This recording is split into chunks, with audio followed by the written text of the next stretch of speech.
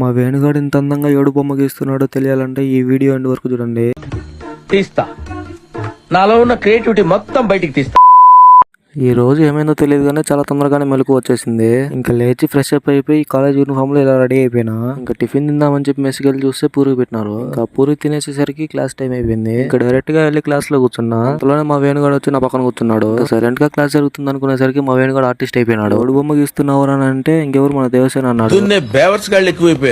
అంతలోనే అనిల్ వచ్చి అట్లా కాదు వేణు ఇట్లా గీయాలని చెప్పి అట్లా గీసినాడు. అంతలోనే మన దేవసేన వచ్చి అందరి ముందు పరుగు పోయిందని చెప్పేసి ఆ బుక్ మొత్తం చేసేసినాడు. ఆ పంచాయతీ అయిపోయేసరికి మెస్ టైం అయిపోయింది. ఇంకా హాస్టల్కి వెళ్ళిపోయి పడుకునేసినాను. ఇంకా ఈవినింగ్ లేచి బయటికి నడుచుకుంటూ వెళ్తా ఉన్నాము. ఇంకా దగ్గరలో ఉన్న ఐస్ క్రీమ్ షాప్ కి వెళ్ళి 2 ఐస్ క్రీమ్ తీసుకున్నాము. ఇంకా వీడికి ఏమైందో తెలియదు కానీ పేపర్ తీయకుండా తింటున్నాడు. ఇంకా నడుచుకుంటూ హాస్టల్ కి వచ్చి డైరెక్ట్ గా రూమ్ కి వచ్చేసినాము. రూమ్ కి రాగానే ఇడేదో పాత సినిమా చూస్తా ఉన్నాడు.